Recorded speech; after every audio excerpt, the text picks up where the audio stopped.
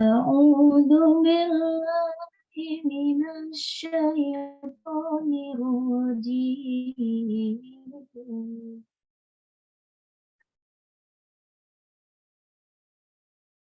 بسم الله الرحمن الرحيم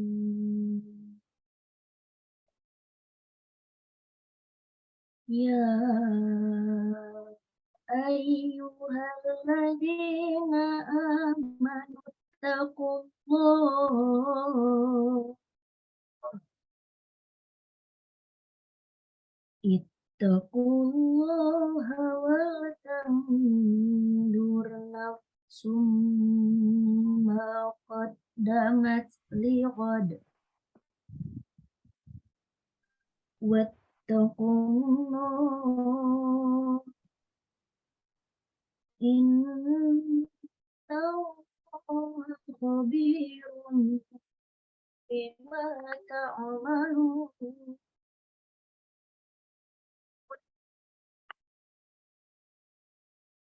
ولا تكونوا كالذين نسوا الله فأنساهم أنفسهم أولئك هم الفاسقون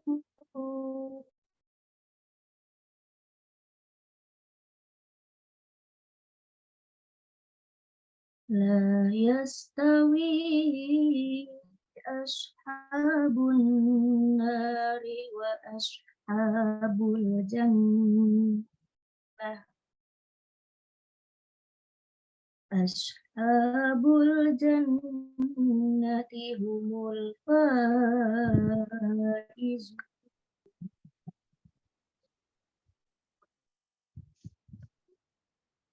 لو أنزلنا هذا القرآن على جبل لرأيته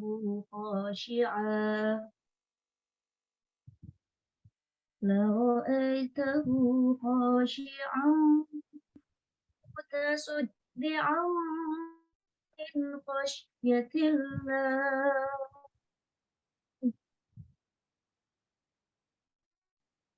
وتلك الأمثال نضربها للناس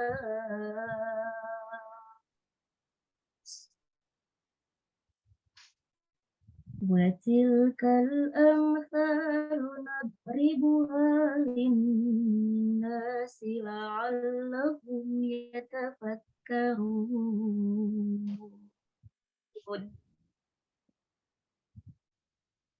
هو الله الذي لا إله إلا هو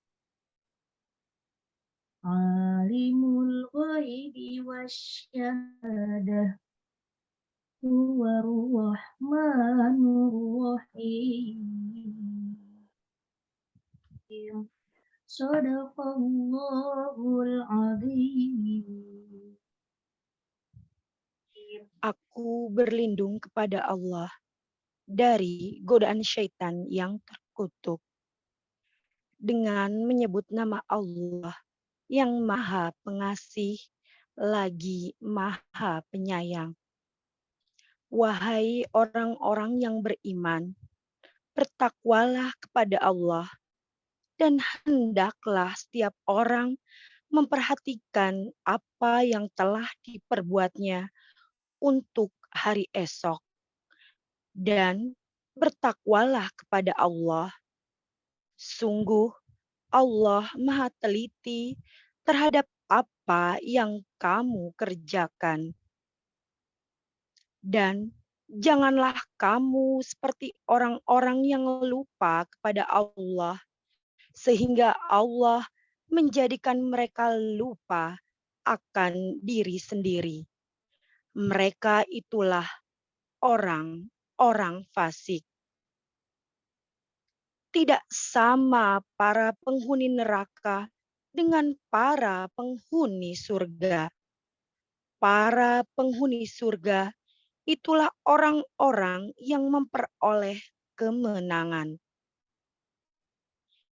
Sekiranya kami turunkan Al-Quran ini kepada sebuah gunung, pasti kamu akan melihatnya tunduk, terpecah belah, disebabkan takut kepada Allah. Dan perumpamaan-perumpamaan itu kami buat untuk manusia agar mereka berpikir. Dialah Allah, tidak ada Tuhan selain Dia, mengetahui yang gaib dan yang nyata. Dialah yang Maha Pengasih, Maha Penyayang, Maha Benar Allah dengan segala firman-Nya. Wassalamualaikum warahmatullahi wabarakatuh.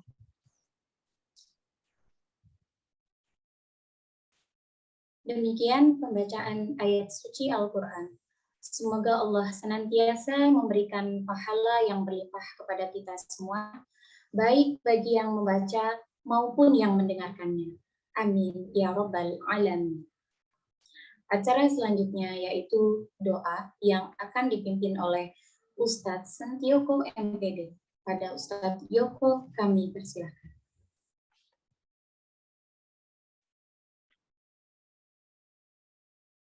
Assalamualaikum warahmatullahi wabarakatuh. Baik, sebelum kita berdoa, Ustadz, Ustazah, Bapak Ibu semuanya, mari kita baca surat Al-Fatihah. Semoga apa-apa yang sudah kita baca surat Al-Fatihah ini kita sampaikan kepada pendiri kita yang telah mendahului kita. Semoga dengan surat Al-Fatihah menjadi sebuah syafaat kepadanya. Yang kedua, untuk orang tua kita, bapak ibu kita, guru kita, saudara-saudara kita yang hari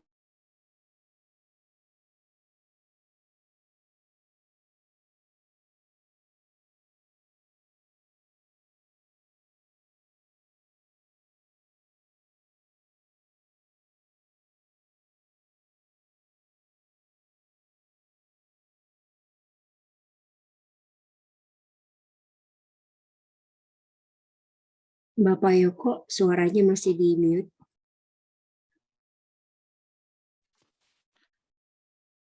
Semoga yang ketiga, semoga kegiatan upgrading pada hari ini berjalan dengan lancar.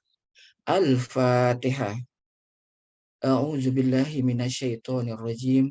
Bismillahirrahmanirrahim. Alhamdulillahirabbil alamin. Ar-Rahmanir-Rahim. Maliki yaumiddin. Iyyaka na'budu wa iyyaka nasta'in. Ihdinas siratal mustaqim. Siratal ladzina an'amta 'alaihim ghairil maghdubi 'alaihim waladdallin.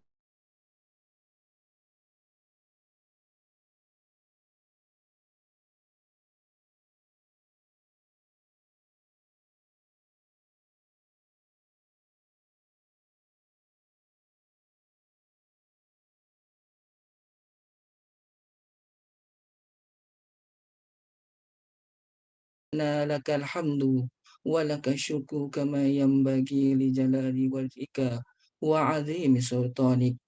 Allahumma salli ala sayyidina Muhammad wa ala ali sayyidina Muhammad.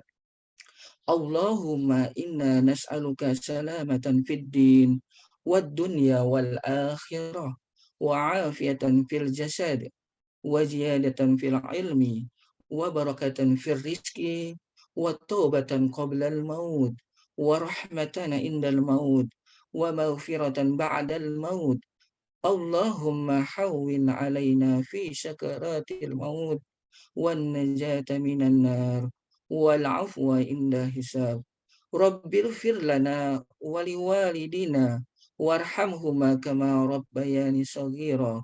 Allahumma afina fi badanina. Allahumma afina fi sama'ina. Allahumma afina fi basarina. Rabbana zalamna anfusana wa illam taghfir lana wa tarhamna lanakunanna minal khasirin. Rabbana atina fid dunya hasanah wa fil akhirati hasanah wa qina azabannar. Subhana rabbika rabbil izzati amma yasifun. Wassalamun alal mursalin. Walhamdulillahi rabbil alamin. Assalamualaikum warahmatullahi wabarakatuh. Amin, amin ya Rabbal Alamin. Baik, acara selanjutnya yaitu acara inti, acara yang kita nanti-nantikan bersama, yakni pemaparan materi kajian yang akan disampaikan oleh Bapak Haji Farid F. Sainong, MA, MSI, IHD. Kepada Bapak Farid, kami persilahkan.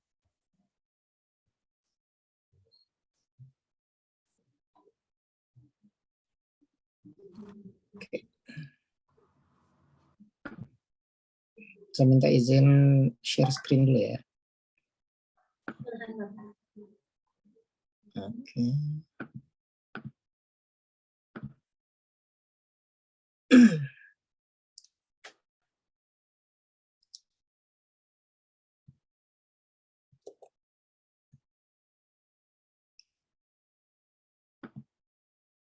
Sudah kelihatan ya?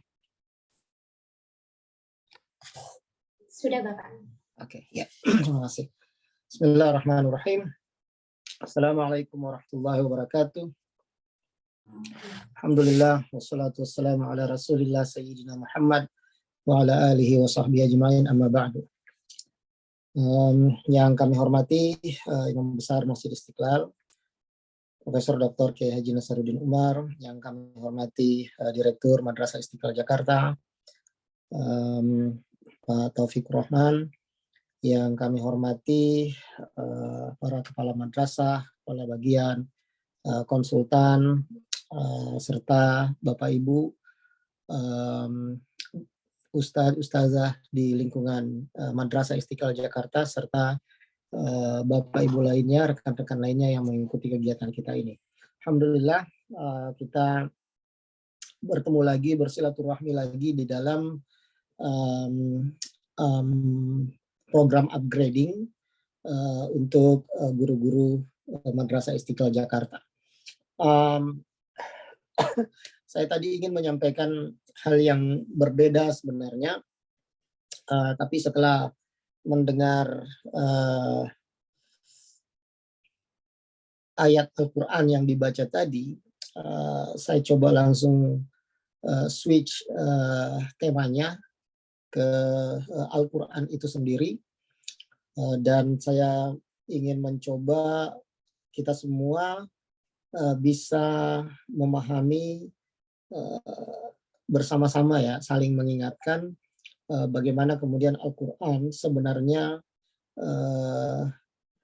telah sedang dan bahkan terus menciptakan peradaban baru yang selalu insya Allah lebih baik sesuai dengan apa yang kita hadapi di dunia ini. Dalam hal ini kita ingin melihat Al-Quran sebagai inspirator untuk menyelesaikan masalah apa saja di dunia ini. Tapi juga perlu ada kita hadirkan mindset dalam pikiran kita bahwa meskipun Al-Quran kita yakini sebagai sesuatu yang, atau agama ini sebagai sesuatu yang shalih likulli zaman wa makan, suatu yang baik dan akan selalu beradaptasi dengan situasi, dengan keadaan, dengan waktu-waktu yang berbeda, tapi kita juga perlu menanamkan cara pandang bahwasanya Al-Quran ya tidak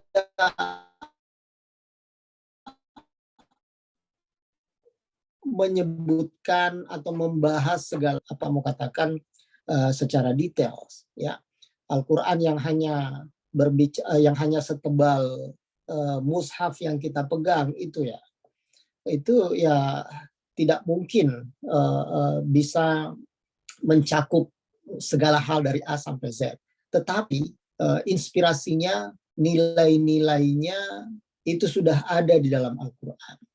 Nah, tinggal kita mencari cara yang juga dengan berdasarkan ayat-ayat Al-Quran tersebut, kita melahirkan hal-hal baru, solusi-solusi baru bagi semua masalah yang kita hadapi di dunia ini.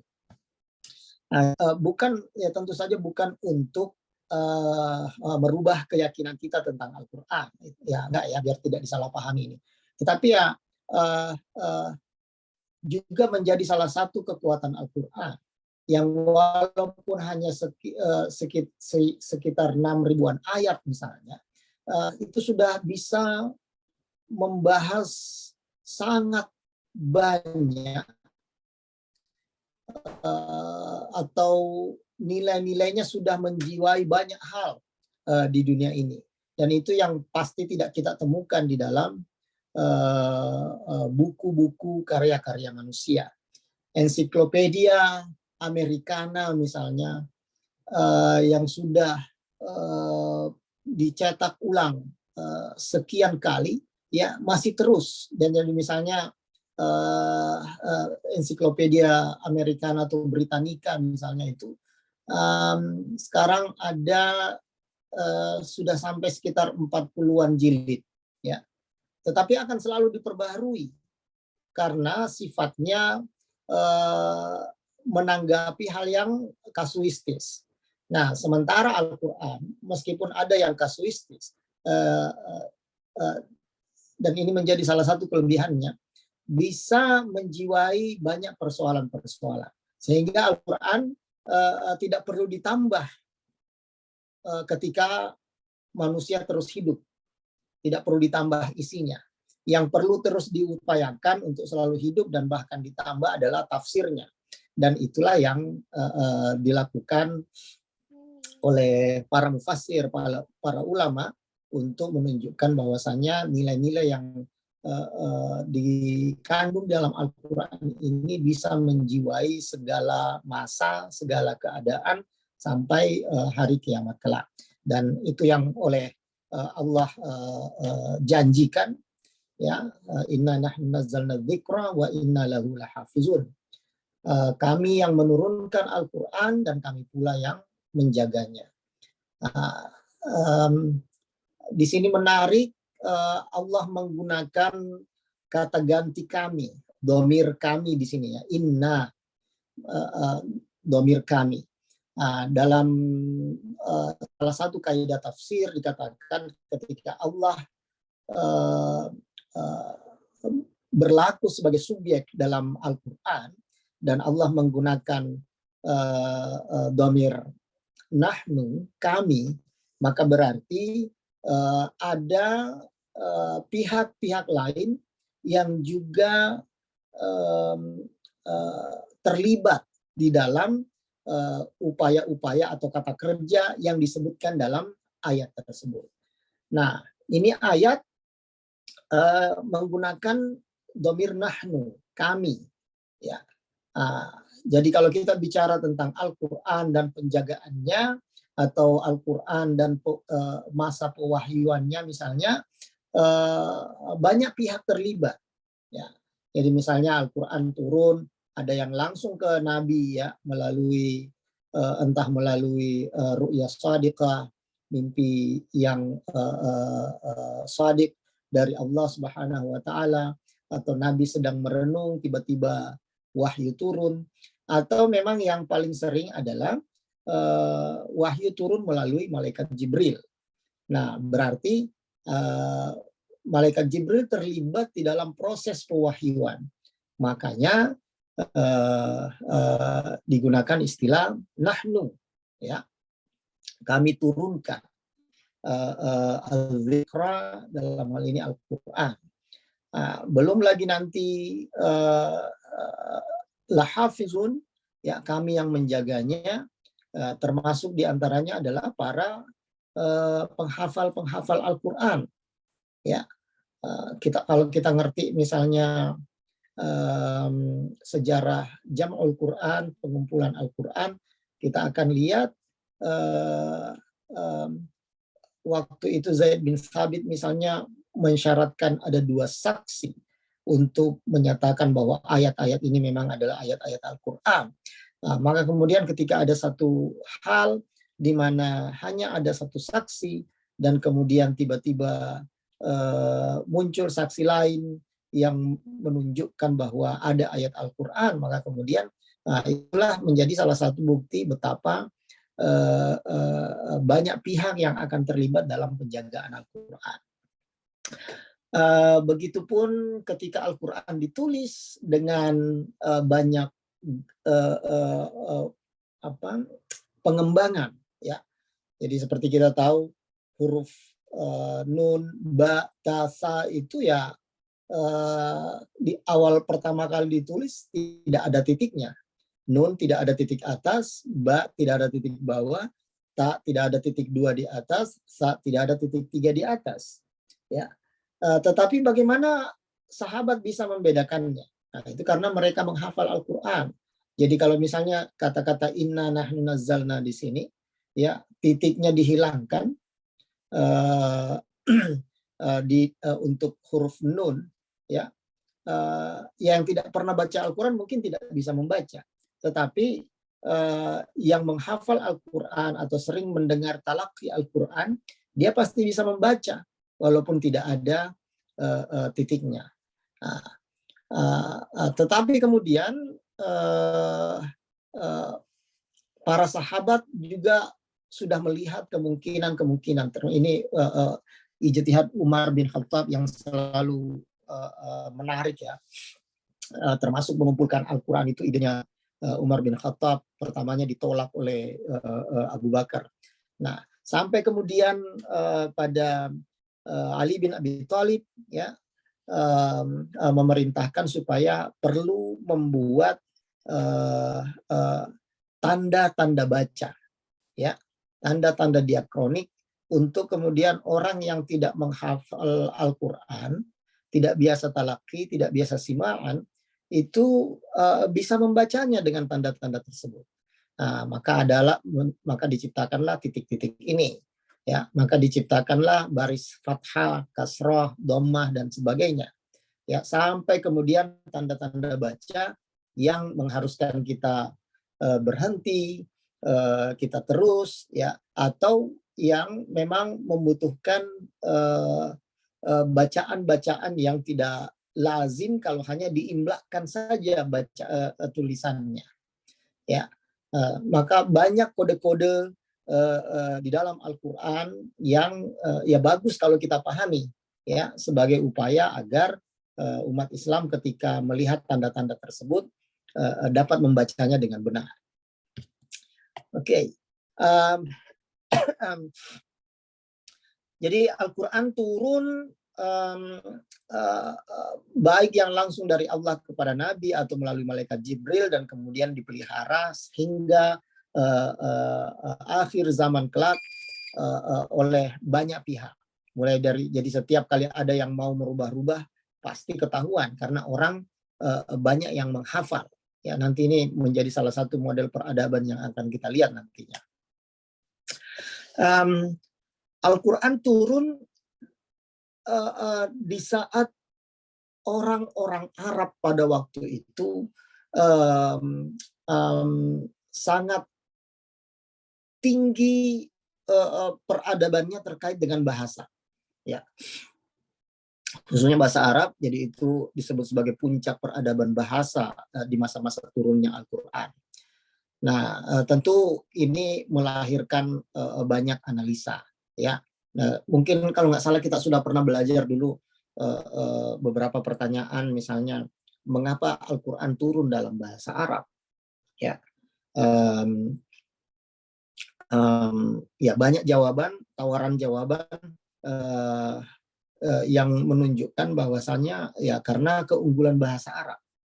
Ya, bahasa Arab itu begini begitu, kosakatanya dapat berkembang dari sorofnya, ya macam-macam, sampai kemudian puncaknya berkata bahwa bahasa Arab adalah bahasa ahli surga. Ya. Tapi kita perlu juga kritis ya dalam memahami bahwasanya ya Al-Quran itu turun dalam bahasa Arab tentu saja karena ia turun kepada Nabi yang orang Arab dan pertama kali kepada masyarakat yang berbahasa Arab. Ya. Jadi kalau ada pertanyaan, kenapa bukan dalam bahasa Jawa? Kenapa bukan dalam bahasa Inggris? Kenapa bukan dalam bahasa Jerman misalnya? Karena Nabi, penuturnya, dan audiensnya, penerimanya, ya berbicara dan memahami bahasa Arab. Ya, jadi karena nabinya orang Arab, karena audiensnya orang Arab, tidak mungkin kalau pertama kali turun nabinya orang apa, bahasanya bahasa apa. Ya, itu sebuah kemustahilan tentunya, apalagi untuk memaknai dan memahami ayat-ayat Al-Quran. Begitupun dengan kitab-kitab suci lainnya, kepada nabi-nabi lainnya, ya baik yang turun dalam bahasa Aramaik, ya atau bahasa-bahasa kuno lainnya, itu karena penerimanya, penuturnya, penggunanya adalah bangsa tersebut. Mau memaksakan atau memahami bahwa bahasa Arab lebih unggul dari bahasa lainnya, ya itu perlu perlu penelusuran yang lebih detail, ya karena sekali lagi bahasa itu jadi jangan lihat dulu bahasa Arab sebagai bahasa Al-Quran, tapi lihat ya bahasa itu adalah produk peradaban manusia. Ya, produk peradaban manusia yang memang dikembangkan melalui pengalaman-pengalaman bahasa manusia.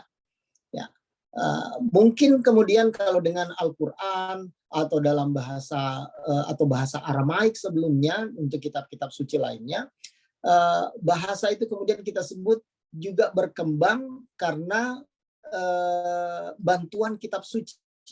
Ya, itu juga tidak salah. Apalagi Al-Quran di masa-masa walaupun puncak peradaban bahasa Arab pada waktu itu, tapi Al-Quran juga turut karena kajian-kajian Al-Quran itulah turut memapankan kaidah-kaidah bahasa Arab yang mungkin masih kacau sebelumnya. Jadi ala kulli hal Al-Quran turun dalam masa ketinggian bahasa pada waktu itu, ya. Kita dengar misalnya bahwa orang Arab itu orang yang ketika bahasa tulis belum menjadi dominan misalnya, ya pada dasarnya hampir semua orang dalam berbagai bahasa pun menjadikan kekuatan hafalan menjadi salah satu poin penting dalam sebuah peradaban. Termasuk dalam bahasa Arab yang memang menghafal itu bahkan menjadi memiliki social value yang sangat tinggi. Ya, kalau dulu ada anggapan bahwa justru bahwa orang yang bisa menulis itu justru dianggap aib. Ya, karena tidak punya kekuatan hafalan dalam dirinya. Nah, jadi kadang-kadang di masa-masa Nabi, di masa pewahyuan itu ya ada anekdot bahwa orang-orang itu sembunyi-sembunyi kalau ingin menulis sesuatu karena tidak ingin nilainya turun. Ya, nah itu mungkin saja hanya sekedar dramatisasi bahwasanya orang Arab itu memang sangat kuat menghafal, sangat mudah menghafal, sangat mudah mengingat, bahkan menjadi salah satu norma sosial bahwasanya menulis itu menjadi aib bagi kalangan intelektual Arab pada waktu itu. Nah, itu mungkin menjadi salah satu bentuk betapa sastra Arab pada waktu itu memang sangat tinggi, ya. Lomba sosial yang paling digemari dan kemudian mengangkat derajat seseorang adalah menggubah syair, ya, menggubah syair. Dan orang-orang kalau bersayembara berkumpul di pasar-pasar, ya banyak. Jadi misalnya kalau kita di pasar tradisional ada penjual obat sedang jualan, kita kelilingin tuh, kita kumpul, ingin menyaksikan skillnya, ya. Nah, kira-kira di pasar-pasar di sekitar Mekah, di Ukaz dan sebagainya itu, kalau ada orang ngumpul-ngumpul di pasar, ya, memutar seperti kalau kita memutari pedagang obat, itu sedang ada pertandingan antar pujangga-pujangga Arab pada waktu itu. Nah, Al-Quran turun dengan kalimatnya yang sangat indah, ya, dengan susunan katanya yang menggugah pikiran dan banyak orang, itu kemudian menjadi tantangan serius bagi masyarakat Arab pada waktu itu. Jadi Nabi Muhammad misalnya yang ini dalam satu versi dikatakan ummi, ya, ummi itu tidak bisa membaca dan menulis, walaupun dalam versi lain ya Nabi sebenarnya tidak ummi, ya. Ada banyak bukti bahwasannya Nabi itu tidak ummi, gitu. Tapi ungkapan yang memang terkenal bagi masyarakat Arab itu adalah nahnu qaumun ummiyun, ya, tidak membaca, tidak menulis, ya, tetapi ya itu tadi bisa menggubah syair, ya, secara oral saja langsung dan didengarkan oleh manusia dan bisa dinikmati oleh orang-orang di sekitarnya. Nah, Al-Quran tiba-tiba muncul yang disampaikan oleh Nabi Muhammad SAW itu pasti membuat kaget siapapun yang mendengarnya. Kenapa? Karena ia dibawa oleh seorang nabi yang tidak dikenal sebagai penggubah syair, ya. Tiba-tiba muncul dengan ya orang pada waktu itu karena tidak percaya, ya, merasa bahwa Al-Quran itu buatan nabi, ya, gubahan nabi. Nah, maka kemudian orang-orang juga jadi ribut membicarakan bahwa nabi ini bisa ya, Nabi pasti mengklaim atau menyampaikan bahwa ini adalah Al-Quran, ini adalah firman Allah. Nah, tapi itu sudah menjadi tantangan serius bagi masyarakat Arab pada waktu itu, khususnya para pujangga. Ditambah lagi memang di dalam Al-Quran ini ada yang di surah Al-Isra 88, ada di Hud 13-14, ada di Yunus ayat 38. Memang menunjukkan bahwa Al-Quran menantang para pujangga Arab pada waktu itu untuk membuat seperti Al-Quran, ya. Jadi misalnya tantangan itu pun bertingkat-tingkat, mulai dari yang paling berat sampai yang paling ringan, ya. Menantang orang-orang pada waktu itu menggubah sesuatu seperti Al-Quran, ya. Di ayat yang pertama di paling atas ini misalnya tantangan untuk membuat, ya, Al-Quran secara utuh, ya, ala ayatu bimithli hadzal Quran, ya, mendatangkan sesuatu seperti Al-Quran, jadi kontennya banyak, ya. Tapi memang Al-Quran juga langsung mengklaim la ya'tuna bimithlihi walau kana ba'duhum li ba'din zahira, walaupun mereka saling memberikan punggungnya, maksudnya saling bantu-membantu, bekerja sama, menggubah seperti Al-Quran, ya. Dan ini juga menunjukkan bahwa siapapun yang bekerja sama itu, ya, tantangan yang diberikan itu kepada manusia dan jin. Ya, kulla in ijtama'atil ins wal jinnu. Kalau sekiranya manusia dan jin kompak, sepakat, mau membuat seperti Al-Quran, mereka nggak akan bisa. Ya, walaupun mereka saling bantu-membantu. Nah, mengapa ada ungkapan jin di sini? Ya, mengapa disebutkan jin di sini? Ya, karena memang kemampuan berbahasa itu memang dianggap sebagai kemampuan luar biasa. Ya, dan kemampuan luar biasa itu ketika misalnya tak tertandingi, ya, atau misalnya tidak bisa muncul kompetitor-kompetitor lain, maka selalu muncul anggapan-anggapan yang mungkin sudah mulai miring, ya, bahwasanya seseorang itu dibantu oleh makhluk halus. Seorang pujangga itu bisa mengubah syair menjadi sangat bagus itu karena dibantu oleh makhluk halus atau makhluk-makhluk lainnya, di sini jin, ya. Jadi jin dalam pikiran orang Arab pada waktu itu, ya, juga mirip, ya. Ini agak menarik, mirip dengan bagaimana kita masyarakat Indonesia punya persepsi tentang makhluk halus yang dapat membantu manusia. Ya. Jadi misalnya kita ada semacam ya, persepsi umum tentang tuyul misalnya, ya, bisa mendatangkan uang banyak lah atau apalah, ya, bisa menjadi atau jin sendiri, tuyul itu sendiri bisa menjadi penglaris misalnya buat mereka yang berprofesi pedagang. Ya, ada anggapan-anggapan seperti itu. Sampai sekarang pun masih ada. Ya, jadi kalau kita lihat satu toko bersebelahan, satunya sepi, satunya rame, ya, sudah ada anggapan bahwa dia pakai kekuatan lain nih, ya, dia pakai jin bantu dia misalnya. Ya, sampai sekarang, jadi kalau misalnya kalau dekat rumah itu di Cipete ada namanya bakso gondrong, ya, di lingkungan persimpangan madrasah sekolah Al-Ikhlas, ya.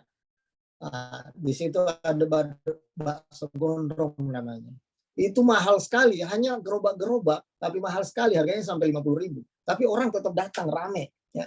Orang-orang sekitar berkata dia pakai jin, kira-kira gitu. Atau juga masih di sekitar situ ada toko yang sangat ramai, di sebelahnya sangat sepi, juga orang-orang berkata ada jinnya, ya. Bahkan ada katanya orang pintar juga sudah didatangkan ke situ dan selalu melihat ada jin di situ yang setiap kali orang mau berbelanja di toko yang sepi itu, dia diganggu oleh jinnya itu dengan cara apa saja sampai kemudian pergi ke toko yang satu. Anyway, bukan untuk mempercayai jin dalam konteks itu, tetapi bahwa Al-Quran menantang manusia dan jin untuk bisa bekerja sama, membuat seperti Al-Quran, itu karena masyarakat Arab percaya juga bahwa kemampuan di luar rata-rata itu dibantu oleh makhluk halus, dalam hal ini jin. Makanya ditantang, udah panggil aja sekalian itu yang bantu kalian membuat gubahan syair yang indah, ya, kerjasama aja, kompak aja, kerjasama aja, bikin seperti Al-Quran. Mereka tidak akan bisa. Tantangannya lebih diturunkan, ya, diturunkan menjadi 10 suara saja. Qul fa'tu bi 10 suwarin mithli, ya. Datangkan atau bikinlah seperti 10 surah saja dalam Al-Quran, ya. Dan ditantang lagi, wad'u man istata'tum min dunillah, pokoknya selain Allah panggil aja siapa saja, manusia mau jin, kalau memang bisa melakukannya, ya. Itu juga orang tidak bisa, diperkecil lagi tantangannya menjadi 1 surah saja. Qul fa'tu bi surah, ya, bikinlah 1 surah saja. Ditantang lagi, wad'u man istata'tum min dunillah, panggil aja semua orang, siapa, yang penting bukan Allah, ya. Nah, mereka tidak akan bisa. Nah, tentu saja nah ini pembahasan tentang mukjizat di dalam ilmu-ilmu Al-Qur'an. Jadi ada pandangan begini. Dua pandangan, ya. Pandangan umum memang berkata bahwasanya memang tidak bisa menandingi Al-Qur'an. Tidak bisa menandingi Al-Qur'an. Ya, membuat kayak apapun manusia itu tidak akan bisa menandingi Al-Qur'an. Jadi dulu ada yang coba bikin syair juga, ya, dengan tujuan ingin menandingi Al-Qur'an. Ya, jadi ada dulu ada gubahan syair tentang kodok, ya, terkenal itu. Ya difda'aini naqitu naqina a'laki fil ma'i wa asfalaki fit tin, misalnya. Ya, kodok, ya, wahai kodok, ya, engkau bisa bersih sebersih-bersihnya, dan kemudian bisa melompat setinggi-tingginya, tapi juga bisa menjadi bahwasanya wa asfalaki fitin, tetap aja dia akan paling rendahnya ada di atas tanah. Nah, bukan kemudian bukan kemudian Allah berkata bahwa syair itu bagus atau buruk atau bisa menandingi Al-Qur'an, tetapi sesama penyair pun sudah bisa saling menilai, ya. Dan istilahnya syair tersebut diketawai oleh syair-syair lainnya. Artinya nilainya nggak ada apa-apanya, ya. Atau gubahan tentang Al-Fil, ya. Ada gubahan juga tentang Al-Fil, katakan Al-Fil, Mal-Fil, wa ma adraka mal-fil, dan seterusnya. Diketawain juga orang, ya, diketawain juga orang. Artinya nilainya memang jelek, tidak bagus kalau ada sesuatu yang ingin memang digunakan untuk menantang Al-Qur'an. Nah, pandangan umum mengatakan bahwa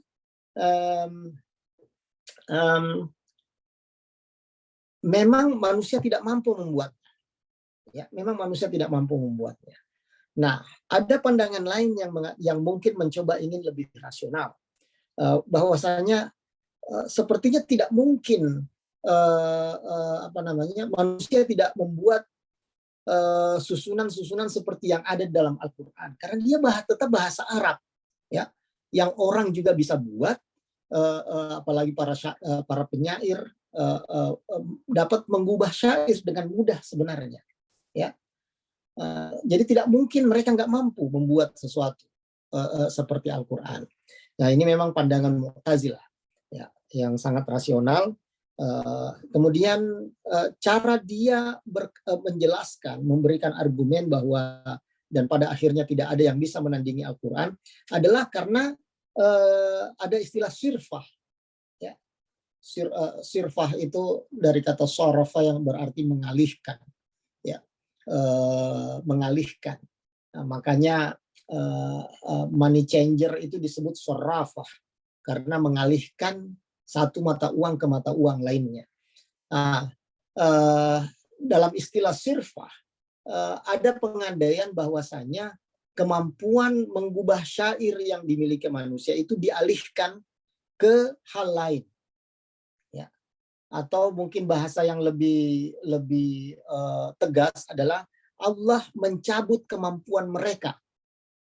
Ya, Allah mencabut kemampuan mereka mengubah seperti Al-Qur'an kalau niatnya untuk menantang Al-Qur'an.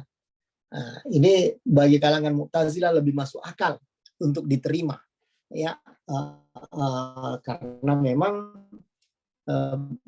mungkin mereka nggak bisa berpikir juga atau memahami juga. Ini orang sudah pinter-pinternya mengubah syair tiba-tiba nggak bisa, ya. Satu-satunya argumen untuk menjelaskan itu adalah karena Allah mencabut kemampuan mereka saat itu. Nah, itu dua model penjelasan ketika ingin melihat bahwa orang Arab itu kemudian tidak bisa membuat seperti Al-Qur'an pada waktu itu. Saya tidak panjang lagi. Ini adalah beberapa penjelasan beberapa pakar ya terkait dengan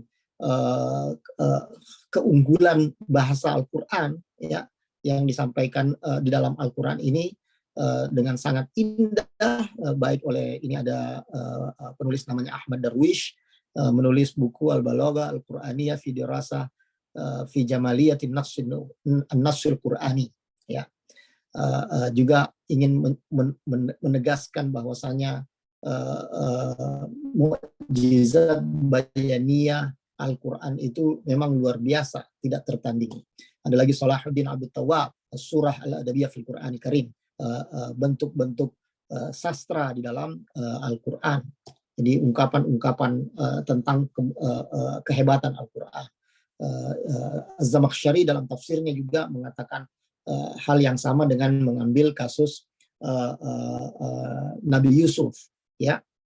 Jadi kata beliau penjelasan tentang bajunya Nabi Yusuf itu ada 3 ayat dan kemudian itu memberikan argumen yang kuat tentang beberapa poin, bahwasanya misalnya baju Nabi Yusuf itu ya menjadi bukti buat Nabi Yakub ya, itu dalam kisahnya bukti buat Nabi Yakub untuk meyakini bahwa saudara-saudara Nabi Yusuf itu berbohong ya, dan bahkan itu menjadi mukjizat ketika baju tersebut diusap ke mukanya Nabi Yakub tiba-tiba bisa melihat ya, fartadda basira. Dan juga sobeknya baju Nabi Yusuf dalam kisah yang lain bersama Zulaikha itu menunjukkan bahwa benarnya Nabi Yusuf ketika bajunya itu yang sobek itu atau ditarik dari belakang, bukan dari depan. Karena kalau dari depan ceritanya jadi berbeda, bukan lagi dipaksa atau bukan lagi hanya kemauan Zulaikha, tapi Yusuf juga bisa mau kalau yang sobeknya di depan. Tapi kalau sobeknya di belakang, ditariknya dari belakang, berarti Yusuf kira-kira pengandaian kita lari atau menghindar, tapi kemudian tetap ditarik. Oke. Nah, Al-Quran kemudian dengan segala kelebihannya, saya tidak panjang di sini, dengan 3 tradisi Al-Quran saja itu sudah menciptakan banyak peradaban, banyak pendidikan, banyak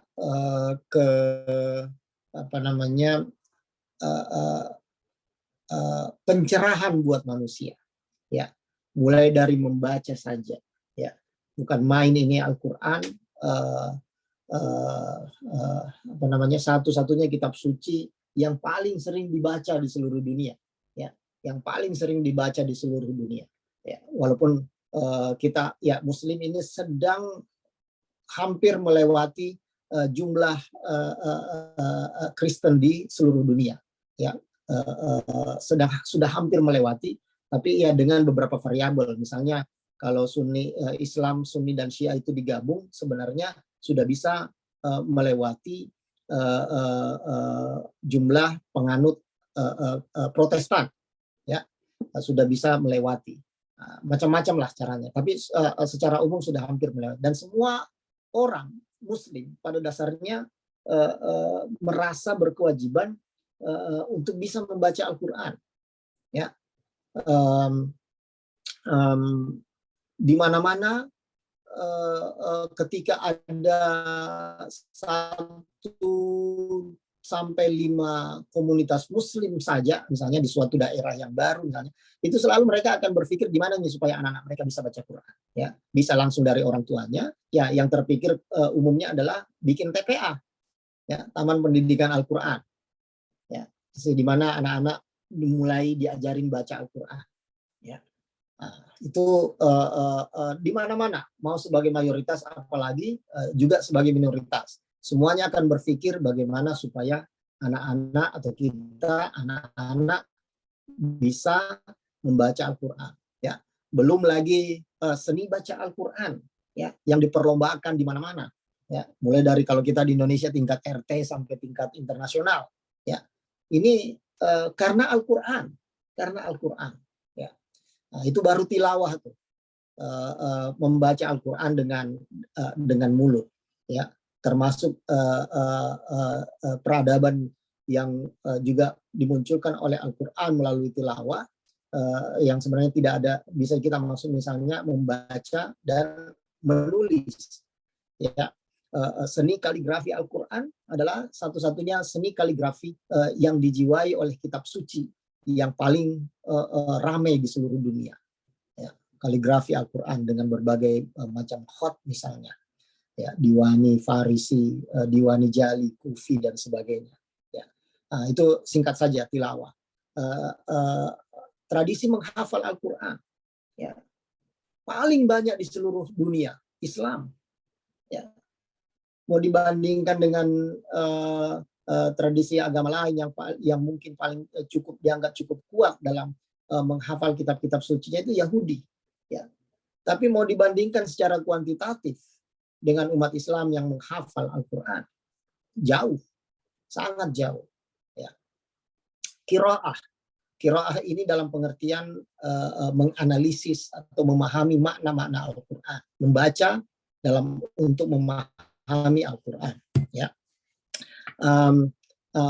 Ya, ini kemudian tugasnya para ahli tafsir, ya. Jadi sejak zaman dulu sampai sekarang tafsir terus ditulis, ya. Jadi tadi ayat yang dibacakan dalam pengantar, bahwa kalau Al-Quran pun tinta Al-Quran itu diambil dari laut, ya, tidak akan selesai itu Al-Quran. Ditambah lagi laut atau samudra yang lain dijadikan tinta untuk memaknai, menulis makna-makna Al-Quran, itu tidak akan selesai, ya. Makanya tafsir bermunculan terus, ya.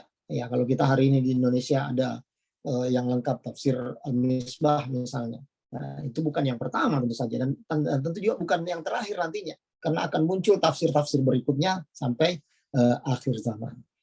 Belum lagi melihat kajian-kajian Al-Quran di universitas, ya. Itu juga menarik karena kajian Al-Quran menjadi kajian yang juga paling banyak pengajarnya, paling banyak mahasiswanya, dan paling banyak menghabiskan anggaran untuk risetnya, untuk penelitiannya, ya. Dan itu bisa, dan mau dibandingkan dengan kitab-kitab suci lainnya, ya. Ini bukan merendahkan kitab suci lain, karena kitab suci juga berasal dari Allah. Tapi memang trennya berbeda, ya. Studi-studi Al-Quran menjadi studi kitab suci yang paling ramai, ya, hampir di seluruh universitas-universitas besar dunia, ya, di Eropa, di Amerika, di Australia, ya. Penelitian-penelitian yang kecil saja sekalipun sudah diakui dan menghabiskan banyak uang, ya. Jadi kalau saya boleh sebut satu contoh saja, misalnya ada scholar namanya Johanna Ping, ya, dari Freiburg, dari Jerman. Saat ini punya proyek penelitian tentang terjemahan Al-Quran, ya. Ini proyek sudah berlangsung sekitar 6 tahun, ya, dan akan terus berlanjut, ya. Artinya apa? 6 tahun itu bisa menghabiskan anggaran bisa sampai $400.000 Amerika, ya. Atau dalam mata uang euro juga bisa dibandingkan. Nah, belum lagi penelitian-penelitian lainnya terkait Al-Quran di universitas-universitas barat lainnya, di Utrecht, di Leiden, di Oxford, ya. Semuanya punya riset-riset terkait dengan Al-Quran, ya. Injil Perjanjian Lama juga punya riset tentang itu, tapi tidak semeriah, seramai, sebanyak yang terkait dengan Al-Quran. Nah, ini peradaban yang disupport, dimotivasi, atau mendapatkan inspirasinya dari Al-Quran, baru kemudian berkembang sedemikian rupa sampai menjadi atau menjadi peradaban-peradaban khusus ya, karena terkait dengan kitab suci Al-Qur'an. Nah, inilah yang menjadi salah satu menjadi salah satu kebahagiaan kita ya, sebentar, sebagai umat Islam yang meyakini Al-Qur'an. Jadi betapa Al-Qur'an bisa menjadi pemicu, bisa menjadi motivasi, bisa menjadi inspirasi bagi siapapun yang ingin mengembangkan, termasuk mengembangkan ilmu pengetahuan. Ya, mukjizat Al-Qur'an dari banyak sisi sudah menunjukkan bahwa apa yang Allah sampaikan dalam Al-Quran ini luar biasa banyak, luar biasa besar, luar biasa agung. Tinggal kita umat Islam nih, ya. Jadi kalau teman-teman guru, teman-teman ustazah di MIJ, saya kira banyak yang bisa dilakukan untuk pengembangan apapun yang dimotivasi dari Al-Quran. Menghafal kita sudah punya di MIJ, membaca juga demikian. Kajian-kajian yang bisa dikembangkan dari Al-Quran juga sudah ada, ya, baik itu dengan cara membaca Al-Quran, kemudian kita dapatkan ide mau melakukan riset apa, atau melakukan riset dulu dan kemudian mencari justifikasinya dari Al-Quran. Itu bisa saja dilakukan dari dua sisi itu. Oke, poin penting yang ingin saya sampaikan adalah mari kita memperkuat, ya. Yang pertama, iman kita terhadap kebenaran Al-Quran. Nah, di satu sisi, mari kita buktikan, bukan buktikan mungkin ya, tapi mari kita mencari terus kebenaran-kebenaran yang disampaikan di dalam Al-Quran, walaupun ada saja potensi-potensi perbedaan pendapat yang kadang-kadang bukan malah menunjukkan keagungan tafsir-tafsir yang atau pemahaman-pemahaman yang justru merendahkan makna Al-Quran di mata manusia. Oke, saya kira itu dulu yang bisa saya sampaikan. Kita bisa lanjutkan dengan tanya jawab setelah ini. Silakan. Terima kasih. Baik, terima kasih Bapak Farid. Sebelum kita masuk ke sesi tanya jawab, silakan bagi Bapak Ibu untuk mengisi link presensi yang sudah dibagikan di kolom chat.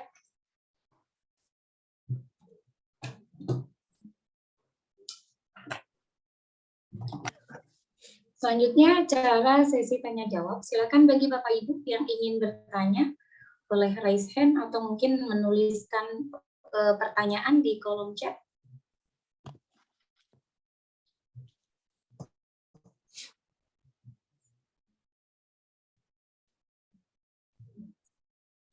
Sudah ada yang mengangkat tangan?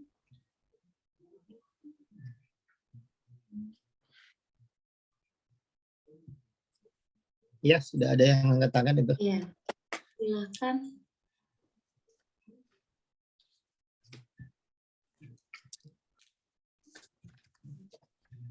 Siapa? Ya, Silakan disebut. Bapak Alwi ya.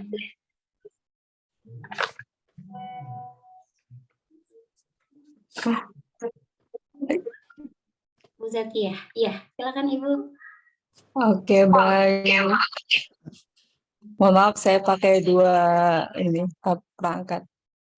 Assalamualaikum, Pak Kiai. Assalamualaikum warahmatullahi wabarakatuh. Sehat Bu Zaki ya.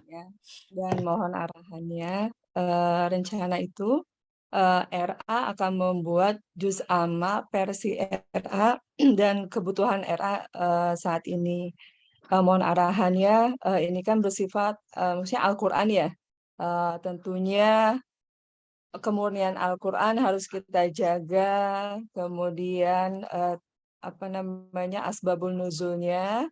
Jadi hal-hal apa saja yang harus kami lakukan untuk membuat juz amma ini versi RA Istiqlal.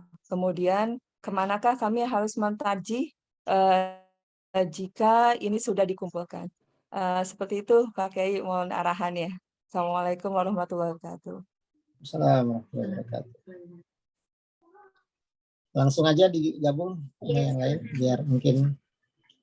Baik, untuk pertanyaan kedua dari Bapak Alwi, silakan Pak Alwi. Oke. Baik, terima kasih. Assalamualaikum warahmatullahi wabarakatuh. Warahmatullahi wabarakatuh. Sehat Pak Alwi? Alhamdulillah sehat Pak Kiai. Mohon izin bertanya, materi hari ini luar biasa. Ini memang Pak Kiai Farid ini selalu memberikan materi yang sedang hit lah ya. Izin Pak Kiai, minta pandangan Bapak ini. Ada ungkapan begini. Qala Rasulullah Shallallahu Alaihi Wasallam fil Qur'anil Karim.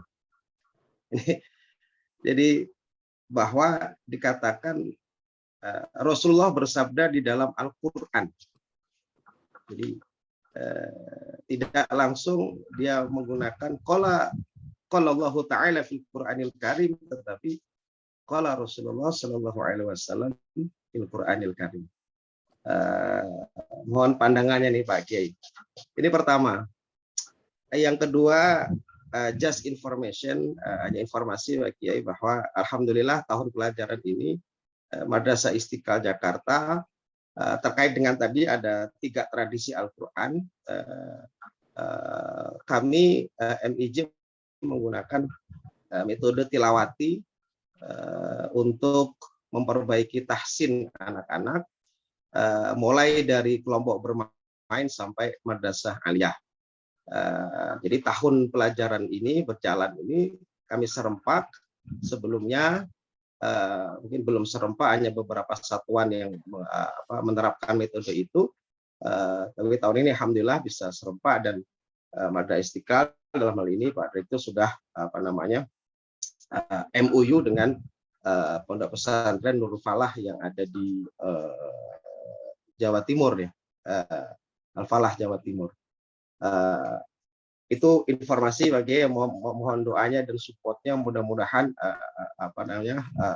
metode tilawah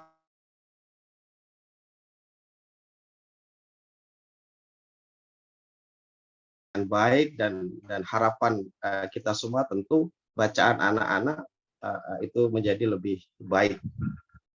Karena fakta di lapangan ya, anak kesulitan menghafal dikarenakan memang dalam segi bacaannya mereka belum baik lah.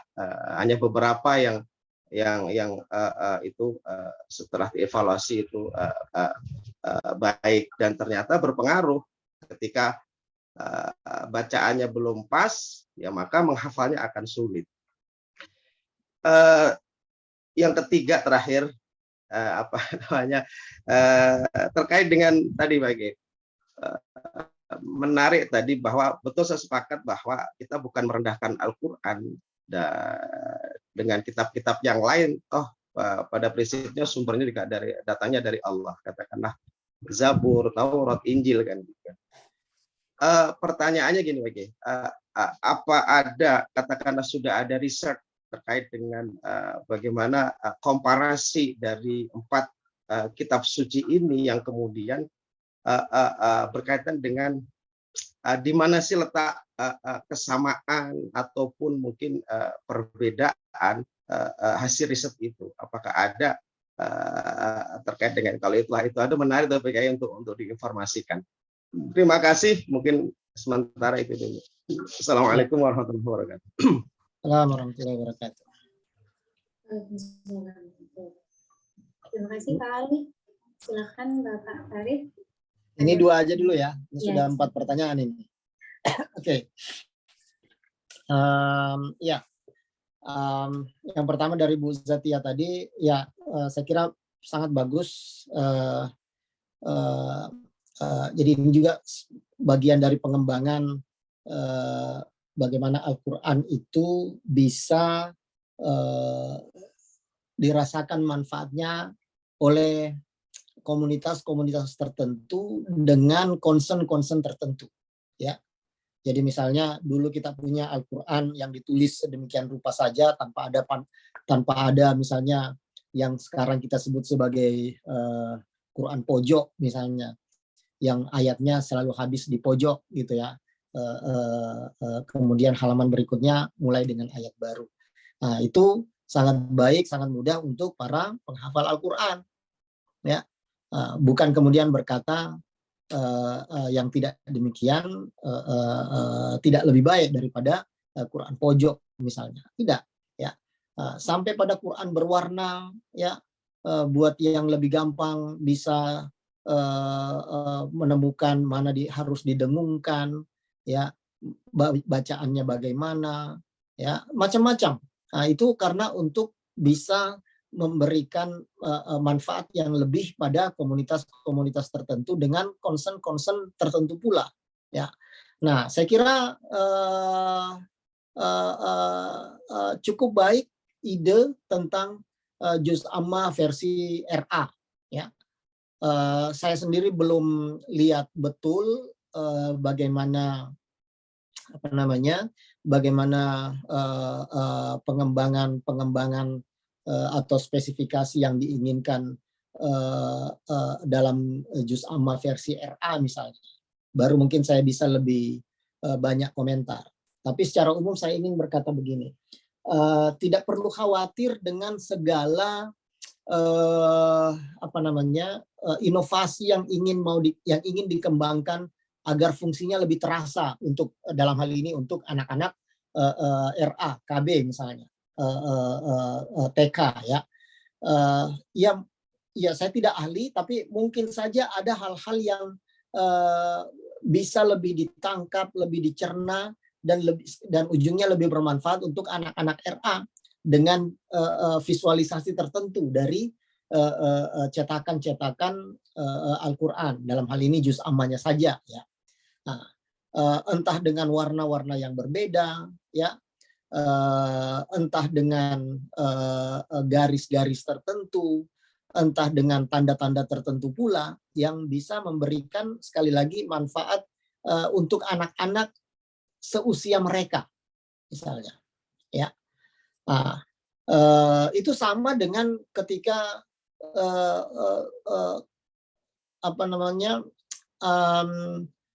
metode membaca Al-Quran dulu kita dengan metode Baghdadiyah misalnya, ya, dengan bahasa-bahasa kita masing-masing di kampung misalnya, ya, yang misalnya hanya satu huruf saja untuk dibaca saja harus kita eja sedemikian panjang, ya, misalnya untuk membaca kitabun misalnya dalam bahasa semua daerah kita mengejanya kaf, baris bawah bacanya ki, kemudian ta, baris atas bacanya ta, tambah alif agak panjang, kemudian ba dengan doma dibaca bu dan sebagainya. Ya macam-macam kan dalam bahasa Bugis, bahasa daerah, bahasa Sunda semua ada tuh caranya tuh, menarik dulu. Nah, ya mungkin karena kebutuhan kita di situ untuk membaca Al-Quran. Ya, sampai datang misalnya sekarang metode Iqra, nggak ada lagi bicara baris atas, baris bawah, baris tengah, baris doma, baris depan dan sebagainya. Ya tidak ada lagi ejaan-ejaan seperti itu. Ya, nah ini adalah kreasi-kreasi yang memang harus diciptakan terus. Ya, setelah Iqra harus ada lagi. Ya, mungkin tilawati bisa kita pakai sekarang. Setelah tilawati mungkin ada lagi. Ya, jadi macam-macam. Termasuk pengembangan juz amma. Ya, sudah banyak kalangan, walaupun juga ada yang kontroversial. Misalnya dulu ada yang menyusun Al-Quran dengan model sastra seperti HB Yasin dulu. Ya, pada dasarnya mungkin menarik buat orang yang ingin memahaminya secara sastrawi. Ya, tapi ada aja kelompok-kelompok masyarakat yang sulit menerima perubahan-perubahan seperti itu. Atau misalnya menyusun Al-Quran berdasarkan waktu turunnya, ya, bukan seperti mushaf yang kita baca sekarang. Ya, mushaf kan Al-Fatihah, Al-Baqarah, Ali Imran dan seterusnya sampai An-Nas. Ya, sekarang sudah banyak upaya ingin menyusun Al-Quran berdasarkan kronologinya. Ya, jadi misalnya dari Iqra, ya, kemudian Mudaththir, dan seterusnya sampai ayat yang turun terakhir. Itu kan beda susunannya. Ya, ada juga yang mengkritisi nggak boleh kalau disusun seperti Al-Quran, ya udah susunannya seperti Al-Quran aja, nggak usah di macam-macam lagi. Tapi untuk melihat untuk melihat misalnya menentukan nasakh mansuh, ya, nasikh mansuh, itu misalnya ada hukum yang dihapus, ya. Salah satu cara untuk menentukannya adalah mengetahui mana yang duluan turun, mana yang belakangan turun. Ya, jangan sampai semuanya dibaca dan semuanya dianggap punya hukum. Saya sering ambil contoh tentang khamar. Ya, ayat yang masih membolehkan khamar itu masih ada di dalam Al-Quran, masih ada. Jadi jangan terkecoh nanti ayat yang itu yang diambil, kemudian berkata masih boleh mabuk, ya, jauh sebelum waktu sholat, karena ada ayat wala taqrabus sholata wa antum sukara, jangan dekati sholat kalau lagi mabuk. Artinya mabuk boleh, ya, tapi ayat itu sudah ternasah hukumnya dengan ayat yang lain yang turun belakangan. Nah, itu fungsinya ayat, kita ketahui ayat secara kronologis. Nah, ya, fungsinya. Jadi ya buat saya jangan dilarang misalnya menulis Al-Quran secara kronologis, karena akan memberitahu kita mana yang duluan turun, mana yang belakangan turun, mana yang turun di Mekah, mana yang turun di Madinah, dan sebagainya. Nah, termasuk juz amma versi RA, sekali lagi silahkan berkreasi sebanyak mungkin dulu, ya. Bagaimana caranya, bagaimana cetakannya, bagaimana besar hurufnya dan sebagainya. Tidak perlu khawatir misalnya kalau di Al-Quran dimulai halaman sekian dimulai dari surah Al-Fil misalnya, tapi di juz amma versi RA mungkin dimulai dengan surah lain. Nggak apa-apa. Ya, ini aja dulu, dikonsep dulu sedemikian rupa. Nanti juga akan perlu tarjih memang yang biasanya memang dilakukan oleh Lajnah Pentasih Al-Quran, ya, di Kemenak. Ya, kita harus kirimkan ke sana untuk menilai sebagai sebuah konten ini tidak menyalahi Al-Quran, walaupun banyak kreasi-kreasi baru yang bisa dilihat dan bermanfaat bagi kelompok umur RA misalnya. Ya, sekali lagi itu sama dengan yang sekarang banyak nih, kalau Anda ke Gramedia akan ketemu banyak tuh mushaf-mushaf, entah namanya As-Somad lah, entah macam-macam. Ada hal-hal yang ingin ditunjukkan di situ, tetapi dan kemudian dicetak sedemikian rupa. Ya, itu terkait dengan Bu Zakia. Kemudian Pak Alwi tadi ada pertanyaan tentang ungkapan qala Rasulullah Sallallahu Alaihi Wasallam fil Quranil Karim. Nah, ini yang kita dengar dari Az-Zaitun, ya, pesantren Az-Zaitun kalau khutbah seperti ini ungkapannya. Ya, jadi ini adalah ungkapan yang ya, insya Allah Masjid Istiqlal melalui imam besar, ya, ini mungkin masih info awal buat teman-teman, nggak usah terlalu disebarkan dulu. Insya Allah Masjid Istiqlal yang akan ikut diminta untuk membenahi pesantren Az-Zaitun, ya. Mungkin juga ini menjadi salah satu poinnya. Tapi mari kita pahami dulu dari sisi yang spesifik, ya. Ya, bahwasanya penutur pertama Al-Quran, ya, manusia penutur pertama Al-Quran itu adalah Rasulullah Sallallahu Alaihi Wasallam, Nabi Muhammad. Jadi memang perlu ilmunya juga supaya juga tidak ribut nih, ya. Tetapi juga perlu hikmah, ya. Menyampaikan ke masyarakat juga itu juga perlu cara supaya orang juga tidak kacau, ya.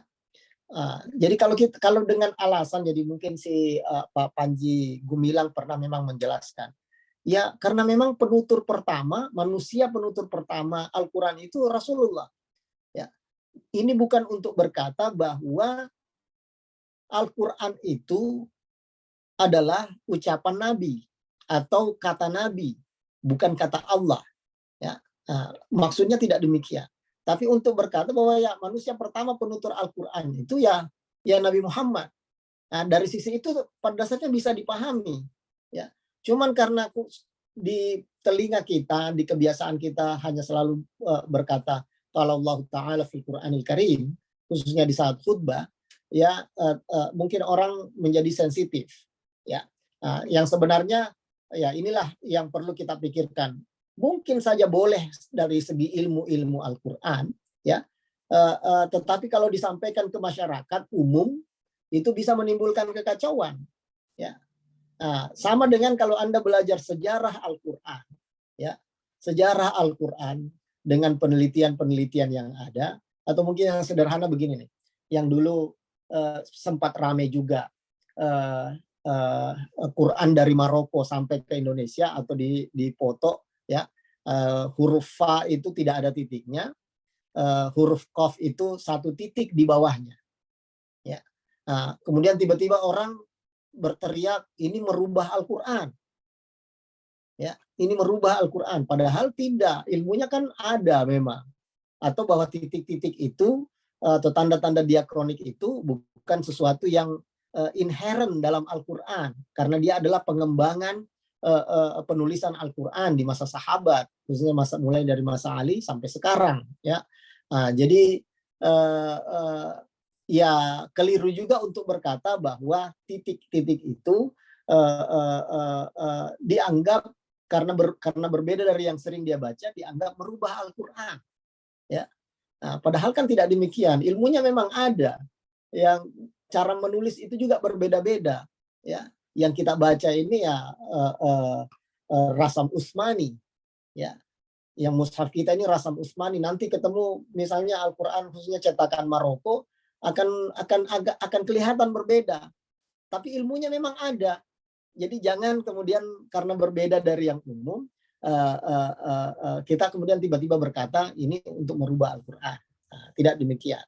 Nah, ya, saya akui atau mungkin saya sendiri bisa memahami kata-kata qala Rasulullah Sallallahu Alaihi Wasallam dengan argumen tadi bahwa Nabi Muhammad adalah manusia penutur pertama, ya, terkait dengan Al-Quran, baru disampaikan kepada kita nih semuanya, kepada sahabat dan sampai kepada kita semuanya. Dari sisi itu pada dasarnya sah-sah saja. Nah, cuman yang saya tidak setuju tentu saja adalah karena ini diungkapkan ke publik, ya, ini diungkapkan ke masyarakat awam yang memang mudah mengundang reaksi,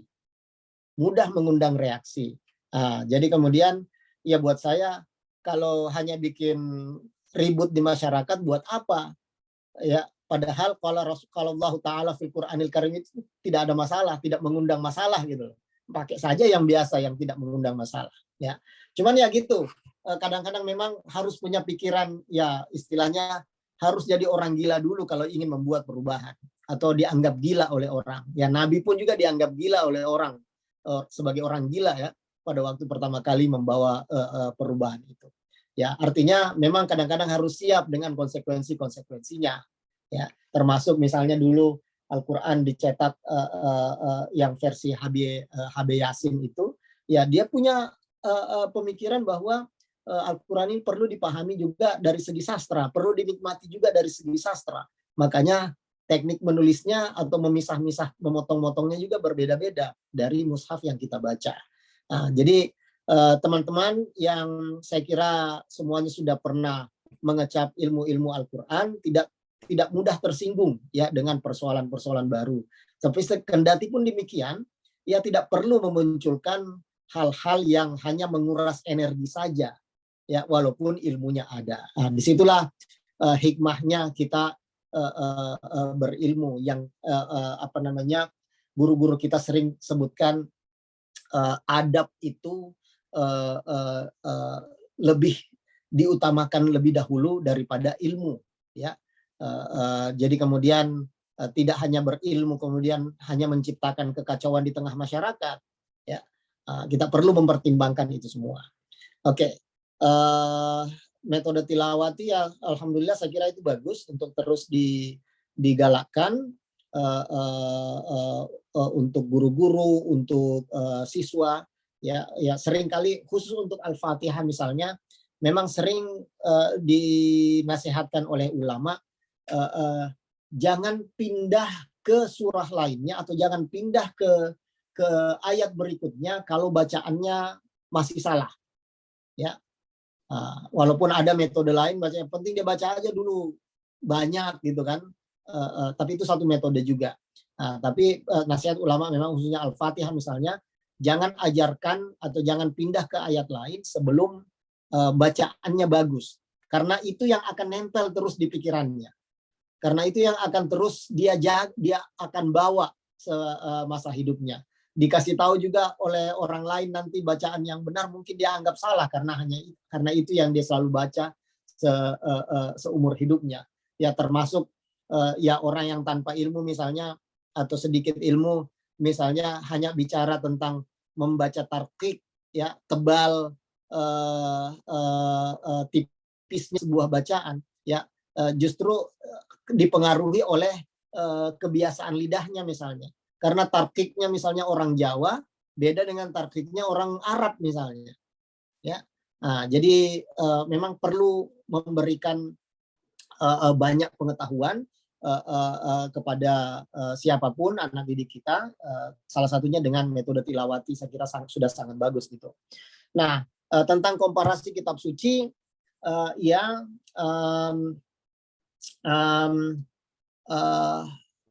semua kitab suci itu datang dari Allah. Sudah banyak kajian-kajiannya, ya yang sifatnya kasuistis, misalnya bagaimana Al-Quran memahami Maryam alaihissalam dibandingkan dengan Bible misalnya, Injil, ya banyak persamaannya, ada pula perbedaannya. Kalau mau dikuantifikasi 80-85% itu sama isinya. Ya. Selebihnya sifatnya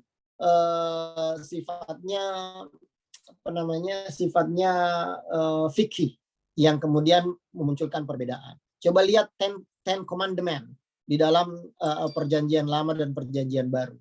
Ya, dilarang membunuh, dilarang berbohong, segala macam. Ya, semua itu isinya Al-Quran juga. Sama juga. Tapi yang teknis-teknis, cara beribadah dan sebagainya itu yang berbeda, ya, yang ada dalam kitab-kitab suci. Jadi sikap kita terhadap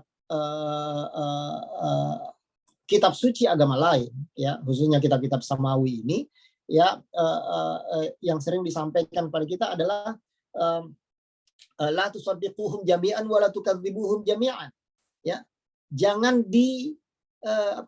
jangan dibenarkan semuanya, jangan didustakan semuanya, ya kalau perlu ya benarkan yang memang banyak sama dengan Al-Quran karena datang sama-sama dari Allah.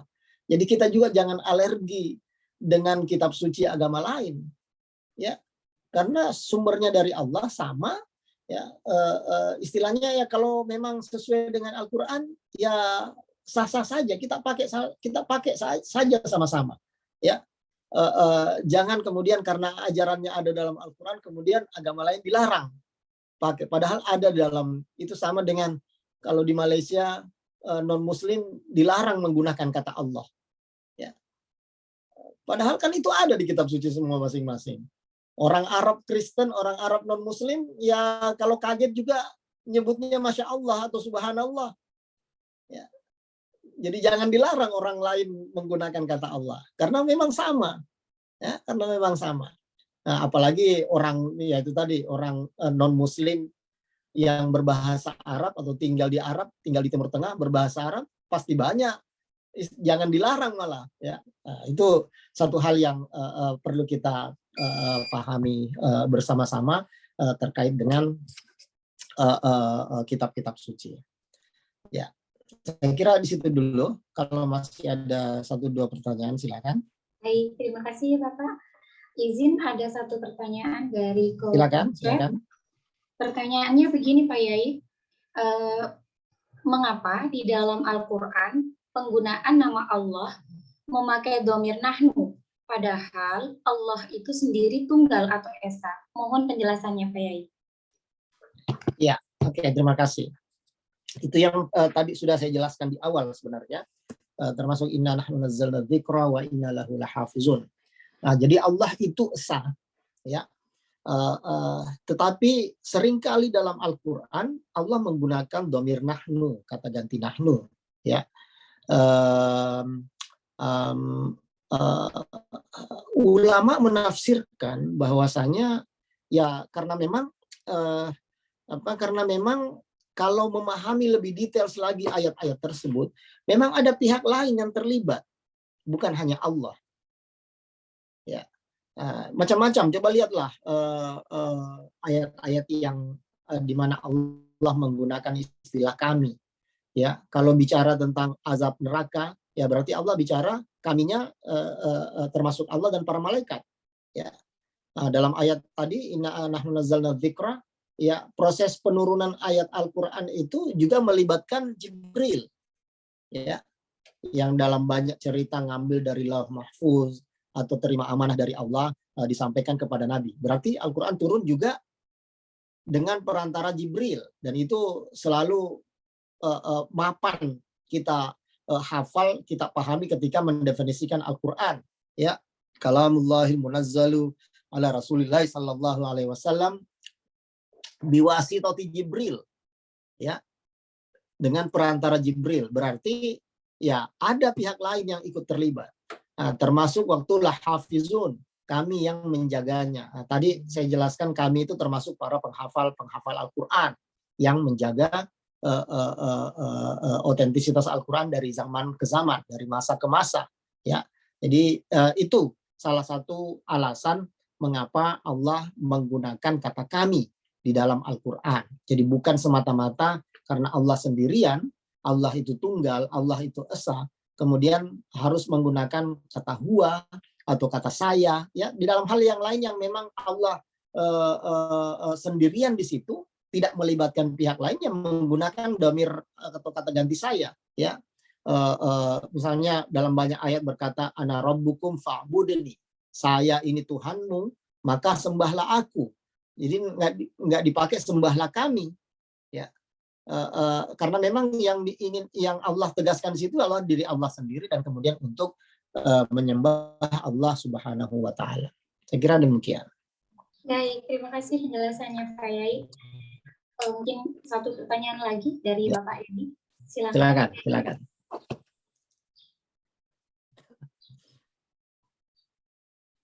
Masih mute Pak Edi, Pak Kabak.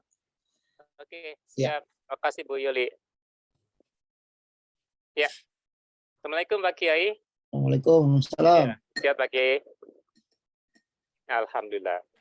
Ya, izin Pak Kiai, izin bertanya terkait dengan Al-Quran merupakan salah satu mukjizat Nabi Muhammad yang paling besar, ya, yang bisa kita rasakan hingga hari akhir seperti itu. Nah, kita akan bisa memahami, mengetahui mukjizat manakala kita mengetahui ya kandungan isi daripada ajaran Al-Quran seperti itu. Nah, kajian-kajian studi itu merupakan salah satu langkah penting ya untuk bisa mengetahui ya kandungan sehingga bisa bisa mengimplementasikan ya ke dalam kehidupan. Nah, izin Pak Kiai bertanya terkait dengan best practice yang bisa kita lakukan dalam memahami ajaran itu terkait dengan kondisi saat ini ya konseptual di zaman milenial itu seperti Pak Kiai. Mohon arahannya Pak Kiai. Ya, oke. Makasih. Saya langsung ya, Bu Yuli. Oke. Ya. Al-Quran ini banyak ya. Maksudnya temanya banyak, materinya banyak, dan relatif menyentuh semua kalangan.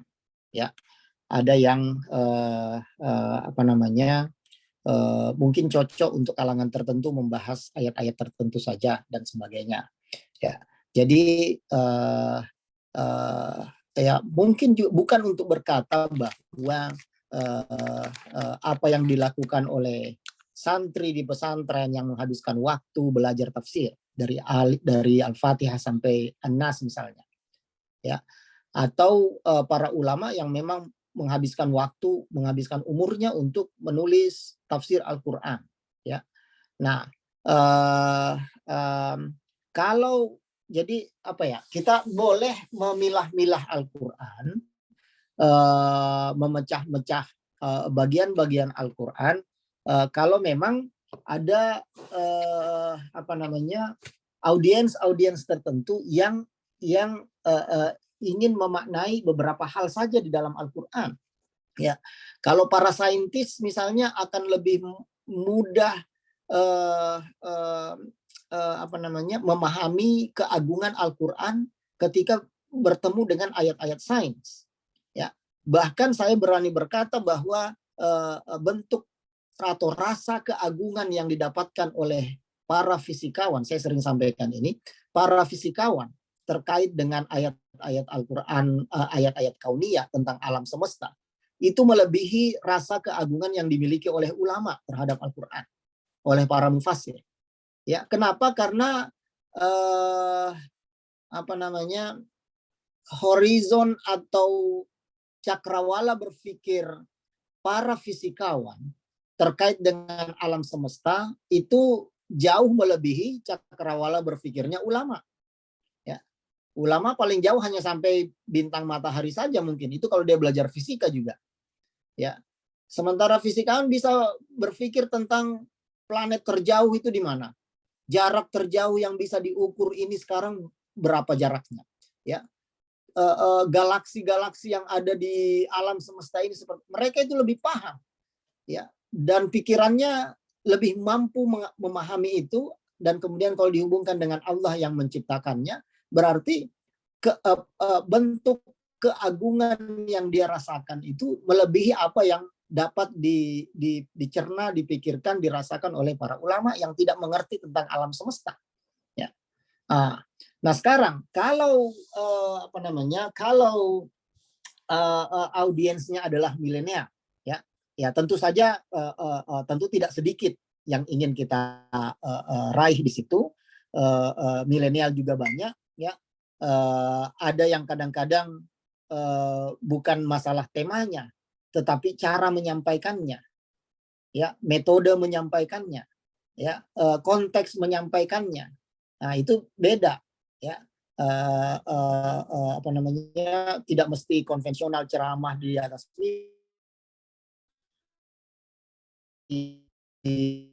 sedemikian rupa, ya, bercanda dan sebagainya, kemudian disisipi pesan-pesan Al-Qur'an, mungkin itu lebih cocok buat mereka dalam beberapa hal, ya. Maka kemudian tentu saja banyak yang bisa dilakukan untuk kalangan milenial ini, ya. Tinggal kita identifikasi dulu nih, ya, bagaimana kalangan milenial itu bisa menerima pesan dengan mudah, ya, dan kemudian pada akhirnya menciptakan rasa kecintaan, keagungan pada Al-Qur'an, ya. Jadi kemudian tidak salah kalau misalnya ada upaya untuk menghadirkan makna-makna Al-Qur'an melalui TikTok misalnya. Ya, silahkan. Ya, tinggal bagaimana ngontennya nih, bahasa kita sekarang. Bagaimana ngontennya dan kemudian bisa menyampaikan pesan-pesan Al-Qur'an, ya.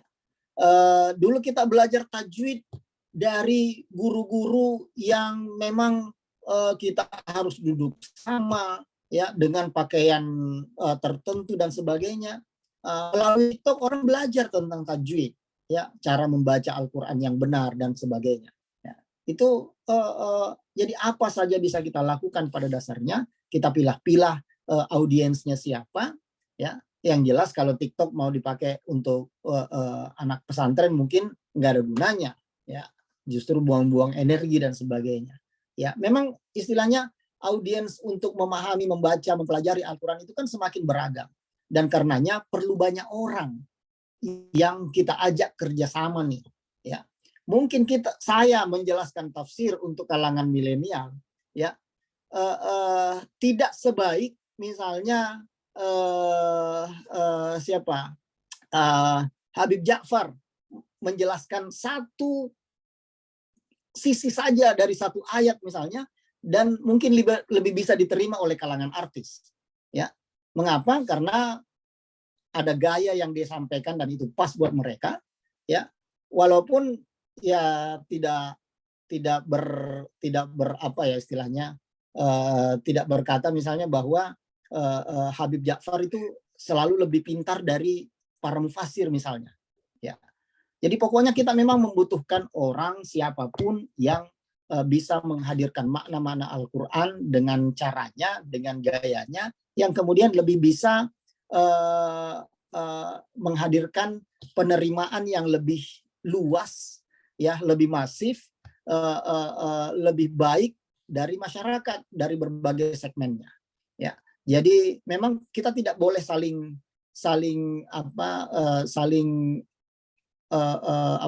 menyikut, misalnya dengan sesama ustadz, dengan sesama pembawa makna-makna Al-Quran. Ini salah, kalau begini nggak bisa dan nggak bisa.